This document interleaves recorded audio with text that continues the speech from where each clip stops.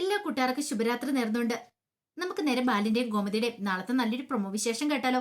അതിനു മുമ്പായിട്ടൊരു കാര്യം പറഞ്ഞോട്ടെ. നമ്മുടെ ഡെയിലി സ്റ്റോറി എന്ന പേരിൽ ഒരു പുതിയ ചാനലൊക്കെ തുടങ്ങിയിട്ടുണ്ട് കേട്ടോ. അപ്പൊ ആ ചാനലിലെ ലിങ്കും കാര്യങ്ങളും താഴെ ഞാൻ ഡിസ്ക്രിപ്ഷൻ ബോക്സിൽ ഇടാട്ടോ.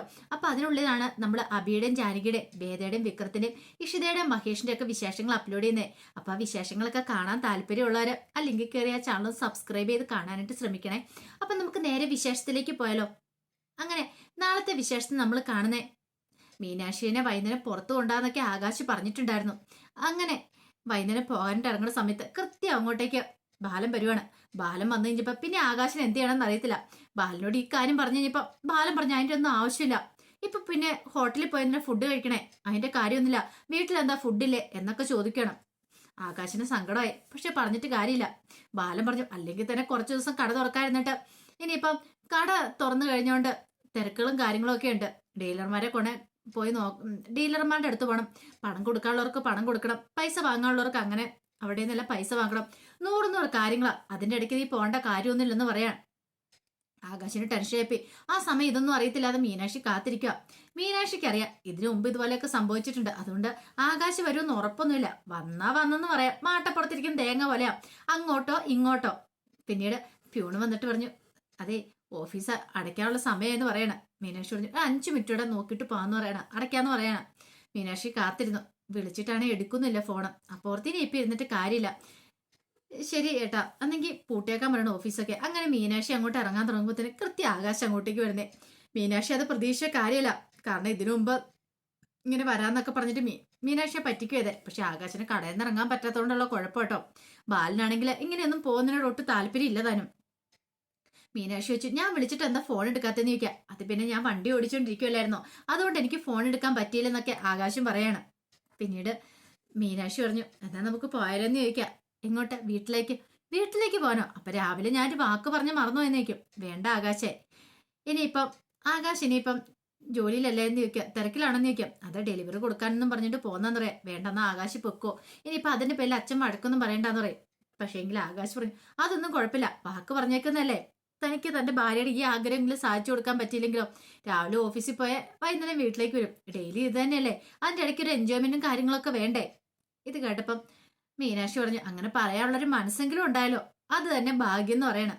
വാ നമുക്ക് ആ റെസ്റ്റോറൻറ്റിലേക്ക് പോകാന്ന് പറയണം. അപ്പൊ ആ റെസ്റ്റോറൻറ്റിലേക്ക് പോവാണ്. അങ്ങനെ അവിടെ ചെന്നിരുന്ന് കഴിയുമ്പോഴത്തേനും മീനാക്ഷിക്ക് ഇഷ്ടമുള്ള വിഭവങ്ങളൊക്കെ ഓർഡർ ചെയ്യണം. മീനാക്ഷി പെട്ടെന്ന് ചോദിച്ചു, ഓഹോ അപ്പൊ എന്റെ ടേസ്റ്റ് ഒക്കെ മനസ്സിലാക്കിയിട്ടുണ്ടല്ലേന്ന് ചോദിക്കണം. പിന്നെ മനസ്സിലാക്കാതെ, ഇന്നാളൊരു പ്രാവശ്യം കയറി കഴിഞ്ഞപ്പോഴത്തേനും എനിക്കൊന്നും അറിയില്ലായിരുന്നു. പക്ഷെ അന്ന് ഞാൻ ശരിക്കും ചമ്മി. പക്ഷെ ഇത്തവണ അങ്ങനെയൊന്നും അല്ല.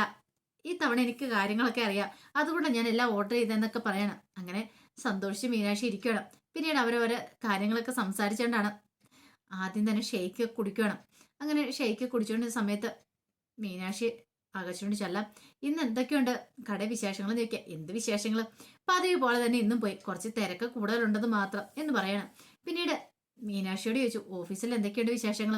അപ്പോഴാണ് മീനാക്ഷി പറഞ്ഞത്, അയ്യോ ഒരു കാര്യമുണ്ട്, അത് ഞാൻ പറയാൻ മറന്നുപോയെന്ന് പറയണം. എന്താ? എനിക്ക് ട്രെയിനിങ് ആന്ന് പറയണം. 2 ദിവസം ട്രെയിനിങ്ങോ? അതെ, എറണാകുളത്ത് 2 ദിവസം ട്രെയിനിങ് ഉണ്ടെന്നൊക്കെ പറയണം. ഇത് കേട്ടത് ആകാശ് പറഞ്ഞു, അപ്പൊ ഇനി എന്ത് ചെയ്യും? പോണം. ഒരു കാര്യം ചെയ്യട്ടെ, ഞാനും കൂടെ ട്രെയിനിങ്ങിന് വരട്ടെ എന്നൊക്കെ ആകാശ് ചോദിക്കാം. കാരണം മീനാക്ഷിയോട് 2 ദിവസം പുറത്തു പോകാന്ന് പറഞ്ഞാൽ അത് നല്ല കാര്യമല്ലേ. കാരണം ആകാശ് ഒന്നും അതുപോലെ ഒന്നും മാറിയൊന്നും നിന്നിട്ടില്ല. പക്ഷെ ഭാര്യയുടെ കൂടെ പോവാന്ന് പറഞ്ഞാല്, ഇത് കേട്ടപ്പോ മീനാക്ഷി പറഞ്ഞു, അതിനിപ്പോ എന്താ കുഴപ്പം? അല്ല, നിങ്ങളുടെ കൂടെ ഉള്ളവർക്കൊക്കെ അസൗകര്യമാകുമോ ഞാൻ വന്നാല്? ആകാശിന് ആ ഒരു ടെൻഷൻ വരുന്നുണ്ട്. മീനാക്ഷിക്ക് നല്ല ജോലിയുണ്ട്, അതുപോലെ തന്നെ വിദ്യാഭ്യാസം ഉണ്ട്, തനിക്കൊന്നുമില്ല. അപ്പൊ താൻ കൂടെ ചെല്ലുന്നതുകൊണ്ട് മീനാക്ഷിക്ക് എന്തെങ്കിലും കുഴപ്പമുണ്ടോ എന്നൊക്കെയാണ് ആകാശിന്റെ ഒരു ടെൻഷൻ. ഇത് കേട്ടപ്പോ മീനാക്ഷി പറഞ്ഞു, ആ കാര്യത്തിൽ ഒരു ടെൻഷനും വേണ്ട. അതെ, എനിക്ക് മാത്രം ട്രെയിനിങ് ഉള്ളിടുന്നത്, പിന്നെ വേറെ സ്ഥലത്തു നിന്നൊക്കെ ആൾക്കാർ വരുന്നുണ്ട്. അതുകൊണ്ട് ആകാശ് വന്നാലും കുഴപ്പമില്ല, നമുക്ക് ഒരുമിച്ച് പോവാം. അല്ലെങ്കിൽ എൻ്റെ കൂടെ ആരെങ്കിലും വരണം. ആകാശ് പോരെ, എനിക്കത് ഇഷ്ടമെന്ന് പറയണം. ആകാശിന് ഇതിൽ പറ്റി സന്തോഷം വേറെയില്ല. പിന്നീട് ആകാശ് പറഞ്ഞു, ഓക്കെയാണ് കാര്യങ്ങളൊക്കെ, പക്ഷെ അച്ഛൻ സമ്മതിക്കും എന്നൊരു പേടിയുണ്ടെന്ന് പറയണം. അച്ഛനെ എന്തേലും പറഞ്ഞ് സമ്മതിപ്പിക്കണം. ജോലിക്കാരും ആയതുകൊണ്ട് അച്ഛൻ ചിലപ്പോൾ വിടാതിരിക്കില്ല എന്നൊക്കെ പറയണം. 2 ദിവസം കടയിൽ നിന്ന് ആകാശം മാറിയിരിക്കുന്ന കാര്യം പറഞ്ഞാൽ ബാല സമ്മതിക്കുമെന്ന് പോലും അറിയത്തില്ല. ആകാശന് ആ ഒരു ടെൻഷൻ ഉണ്ട്. ബാലിന് കട, വീട്, അതാണ് ബാലിന്റെ ഏറ്റവും വലിയ ജീവിതം. ബാക്കി എല്ലാവരും അങ്ങനെ തന്നെ വേണമെന്നാണ് ബാലിന്റെ ചിന്ത. പക്ഷേങ്കില് കല്യാണം കഴിച്ചു, അവർക്ക് അവരുടേതായ പ്രൈവസി കൊടുക്കണമെന്നൊരു ചിന്തയൊന്നും ബാലിന് വരുന്നില്ല. അതുകൊണ്ട് ബാലിനും വിടുവോ എന്നൊരു ടെൻഷനും ഉണ്ടായിരുന്നു ആ ആകാശിന്റെ മനസ്സിൽ. പിന്നീട് ആകാശ് മീനാക്ഷിയോടും സാരമില്ല, അച്ഛനെ പറഞ്ഞ് നമുക്ക് സമ്മതിപ്പിക്കാന്നൊക്കെ പറയണം. ഈ സമയം ബാലൻ ഫോൺ വിളിച്ചോണ്ടിരിക്കുകയാണ്. ബാലൻ വിളിച്ചോണ്ടിരുന്നപ്പത്തിന് ആകാശ് കോൾ എടുത്തില്ല. മീനാക്ഷി പറഞ്ഞു അച്ഛനല്ലേ കോൾ എടുക്കാനൊക്കെ പറഞ്ഞു കഴിയുമ്പത്തിനും ആകാശ് പറഞ്ഞു വേണ്ട, ഒരു പക്ഷേങ്കിൽ നമ്മൾ രണ്ടും കൂടെ പുറത്താന്ന് അറിഞ്ഞു കഴിഞ്ഞിട്ടുണ്ടെങ്കിൽ അച്ഛൻ അത് മതി അതിന്റെ പേര് ചീത്ത പറയാനായിട്ട്, അല്ലെങ്കിൽ തന്നെ ഒരു ചീത്ത കേട്ടിട്ട് വന്നോളൂ. ഇതൊക്കെ കേട്ട് കഴിഞ്ഞപ്പത്തിന് മീനാക്ഷി പറഞ്ഞു എന്നാ വേണ്ടിയിരുന്നില്ല, നമുക്ക് ഒരുമിച്ച് ഇങ്ങോട്ട് ഇറങ്ങേണ്ടിയിരുന്നില്ല. അച്ഛന് ഇഷ്ടമില്ലാത്ത കാര്യം ചെയ്തിട്ട് വീട്ടിൽ ചെന്ന് കഴിയുമ്പത്തിനും പിന്നെ അതിന്റെ പേര് ചിലപ്പോൾ വഴക്കുണ്ടാക്കാനല്ലേ, അതിന്റെ ആവശ്യമൊന്നുമില്ലെന്ന് പറയണം. അതൊന്നും കുഴപ്പമില്ല മീനു, അച്ഛൻ രണ്ട് ചീത്ത പറഞ്ഞാലും കുഴപ്പമില്ല, നിന്റെ ആഗ്രഹം ഞാനല്ലാതെ പിന്നെ വേറെ ആരാ സാധിച്ചിരുന്നേ, അതുകൊണ്ടല്ലേന്ന് ചോദിക്കുക. ഇത് കേട്ടപ്പോൾ മീനാക്ഷി പറഞ്ഞു അതൊക്കെ ശരി തന്നെയാ, പക്ഷെ ആകാശിനെ വഴക്ക് പറയില്ലോ എന്ന് ഓർക്കുമ്പോൾ എനിക്കൊരു ടെൻഷനാന്ന് പറയാം. അതൊന്നും നീ കാര്യമായിട്ട് എടുക്കണ്ട, നീ ധൈര്യമായിട്ട് ഇരിക്കാനൊക്കെ പറയണം. വീണ്ടും ബാലൻ വിളിച്ചോണ്ട് വന്നപ്പോഴത്തേനും ആകാശ് കോളെടുത്തു. ആകാശിനോട് നീ എവിടെയാ ആകാശെന്ന് ചോദിക്കാം. അത് പിന്നെ ഞാൻ അങ്ങോട്ട് എത്തില്ലെന്ന് പറയണം. ഡെലിവറി കൊടുത്തിട്ട് വരാൻ ഇത്ര സമയമോ, ഇത്രയ്ക്ക് സമയത്തിന്റെ ആവശ്യമൊന്നുമില്ലെന്ന് പറയാം. അത് വരുന്ന വഴിക്ക് വണ്ടി ഒന്ന് കേടായിപ്പോയി റിപ്പയർ ചെയ്യണമെന്ന് പറയണം. ഇതെന്താ എല്ലാവരുടെ വണ്ടി ഇന്ന് മൊത്തം കേടാവുള്ളൂ, ഒരുത്തന്റെ വണ്ടി കേടായിട്ട് അവൻ നന്നാക്കാനായിട്ട് പോയേക്കുക, അപ്പൊ തന്നെ അടുത്ത ആളുടെ കേടായെന്ന് ചോദിക്കുക. നിങ്ങൾ പറഞ്ഞോണ്ടാണോ ഒത്തോണ്ടാണോ വണ്ടി കേടാക്കിയെന്ന് ചോദിക്കും. ഇല്ലച്ചാ അങ്ങനെയൊന്നും ഒരിക്കലില്ല എന്ന് പറയണം. എന്നാ ശരി, പെട്ടെന്ന് വണ്ടി റിപ്പയർ ചെയ്തിട്ട് വരാൻ നോക്കുക, ഇവിടെ നല്ല തിരക്കുള്ള സമയം എന്നൊക്കെ പറയണം.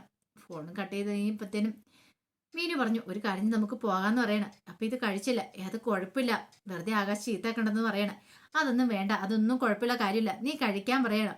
അങ്ങനെ അവിടെ ഇരുന്ന് മീനാക്ഷി ഇരുന്ന് കഴിക്കണം. ആകാശവും രണ്ടുപേരും സന്തോഷത്തോടെ ഓരോ കാര്യങ്ങളൊക്കെ പറഞ്ഞ് കഴിച്ചുകൊണ്ടിരിക്കുകയാണ്. അങ്ങനെ കുറച്ചു നേരം കഴിഞ്ഞ് കഴിയുമ്പത്തേനും ബാലൻ അങ്ങോട്ടേക്ക് കയറി വരുവാണ് ഹോട്ടലിലേക്ക്. ബാലൻ വന്നപ്പോഴത്തേനും അതിന്റെ മാനേജർ ബാലൻ വിളിച്ചാ ബാലേട്ടനോ വരാൻ പറയണം. അല്ല ബാലേട്ട, കല്യാണമൊക്കെ അടിപൊളിയായിരുന്നു പറയുന്ന കേട്ടല്ലോ. അടിപൊളിയായിരുന്നു, അന്ന് വിളിച്ചിട്ട് എന്താ വരായിരുന്നേന്ന് ചോദിക്കുക. അത് പിന്നെ കടയിൽ നല്ല തിരക്കുണ്ടായിരുന്നു, അപ്പൊ ഞാൻ മാത്രമേ ഉണ്ടായിരുന്നുള്ളൂ, പകരമുള്ള പയ്യനൊന്നും വന്നിട്ടില്ലായിരുന്നു ക്യാഷ് കൗണ്ട് ഇരിക്കാനായിട്ട്, അതുകൊണ്ട് പിന്നെ എനിക്ക് വരാൻ സാധിച്ചില്ലെന്ന് പറയണം. ഇത് കേട്ടപ്പോൾ ബാലൻ പറഞ്ഞു എന്നാലും നല്ല അടിപൊളിയായിട്ട് കല്യാണമൊക്കെ നടന്നു പറയാം, അതെനിക്ക് പിന്നെ അറിയത്തില്ലയോ, ബാലേട്ടനല്ലേ കല്യാണം നടത്തുന്നതെന്നൊക്കെ പറയണം. ഇങ്ങനെ സംസാരിച്ചുകൊണ്ടിരിക്കുന്ന സമയത്ത് ആലോചിച്ചു അല്ല എത്ര രൂപയും കൂടെ ഇങ്ങനെ തരാണ്ടെന്ന് ചോദിക്കുകയാണ്. ഇനിയിപ്പോൾ 28,500 തരാണ്ടെന്ന് പറയണം. എന്നാൽ ശരി ഇപ്പൊ തന്നെ പണം തന്നേക്കാന്ന് പറയണം. അപ്പോൾ ഹോട്ടലിലേക്കുള്ള പലചരക്ക് സാധനങ്ങളൊക്കെ സപ്ലൈ ചെയ്യുന്ന ബാലനാണ്. അപ്പൊ അതിന്റെ പണം വാങ്ങാനായിട്ട് വന്ന അങ്ങനെ പൈസ എടുത്ത് കൊടുത്തു. അപ്പൊ ബാലനോട് എണ്ണാൻ പറഞ്ഞപ്പോൾ ബാലൻ പറഞ്ഞു അതിന്റെ ഒന്നും ആവശ്യമില്ല, കാരണം എണ്ണി നോക്കേണ്ട കാര്യമൊന്നുമില്ലെന്ന് എനിക്കറിയാം, ചതിക്കില്ലെന്നൊരു വിശ്വാസമുണ്ട്, അതല്ലല്ലോ ബാലേട്ടാ, എന്നാലും എണ്ണിട്ട് പോയാൽ മതി എന്നൊക്കെ പറയണം. അങ്ങനെ പണം എണ്ണി വാങ്ങിക്കഴിഞ്ഞിട്ട് ബാലൻ ശരിയെന്ന് പറഞ്ഞുകൊണ്ട് തിരിഞ്ഞു പോകാനായിട്ട് അങ്ങ് തുടങ്ങുമ്പോഴത്തേനാണ് ആ കാഴ്ച കാണുന്നത്. ആകാശം ശ്രീദേവി അല്ലെ മീനാക്ഷിയും കൂടെ അവിടെ ഇരുന്ന് ഷേക്ക് കുടിച്ചോണ്ടിരിക്കുന്ന ഈ കാഴ്ച കണ്ടപ്പോൾ ഒരു നിമിഷം ഒന്ന് ബാലൻ ഞെട്ടിപ്പോയി. തന്നോട് പറഞ്ഞെന്താ വണ്ടി കേടായിട്ട് റിപ്പയർ ചെയ്യാൻ നിൽക്കുമെന്നൊക്കെ, അപ്പൊ ഇതിനു വേണ്ടി ആയിരുന്നോ കള്ളത്തരം പറഞ്ഞേ എന്നൊരു ചിന്ത ബാലന്റെ മനസ്സിലേക്ക് വരുവാണ്. ബാലൻ അങ്ങോട്ടേക്ക് പോയില്ല, നോക്കിയത് പോലില്ല, നേരെ കടയിലേക്ക് തന്നെ പോവാണ്. അപ്പൊ തന്നെ മറിച്ച് തന്റെ മക്കൾ ഇങ്ങനെ കള്ളത്തരം കാണിക്കാൻ തുടങ്ങിയിരിക്കുന്നു. ഇതൊന്നും ആകാശം മീനാക്ഷി അറിഞ്ഞിട്ടുണ്ടായിരുന്നില്ല. അങ്ങോട്ടേക്ക് ബാലൻ വന്നിട്ട് പണം മേടിച്ചിട്ട് പോയ കാര്യങ്ങളൊന്നും ഇവരെ കണ്ട കാര്യമൊന്നും അവർ രണ്ടുപേരും അറിഞ്ഞിട്ടും ഉണ്ടായിരുന്നില്ല.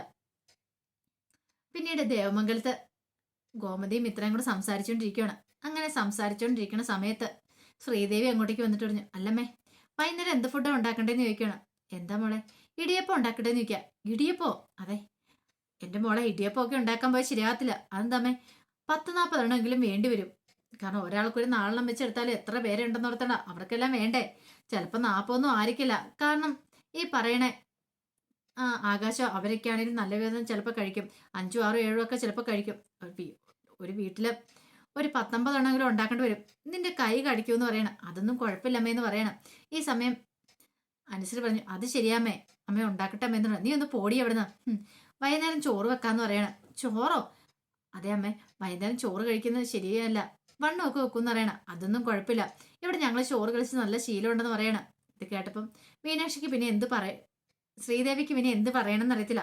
ശ്രീദേവി ഇങ്ങനെ നോക്കിയിട്ട് പറഞ്ഞു അല്ലമ്മേ ശരീരത്തിന് അത്ര ശരിയല്ല വൈകുന്നേരം ചോറ് കഴിക്കണേ, അതൊന്നും കുഴപ്പമില്ല മോളെ, എല്ലാം മിതമായിട്ട് രീതി കഴിക്കണേ കുഴപ്പമില്ല എന്നൊക്കെ പറഞ്ഞുകൊണ്ട് ഗോമതി വിട്ടുകൊടുക്കാനായിട്ട് ഉദ്ദേശമില്ലായിരുന്നു. അവസാനം ശ്രീദേവിക്ക് സമ്മതിക്കേണ്ടി വന്നു. അല്ലമ്മേ കറിയൊക്കെ അപ്പം കുറച്ച് ചിക്കൻ ഇരിപ്പുണ്ട്, അതെടുത്തൊന്ന് വറക്കാം, പിന്നെ വന്നിട്ട് കറിയുടെ പേരും കൂടെ പറയണം, അത് മതി കഴിക്കാനെന്നൊക്കെ പറയണം.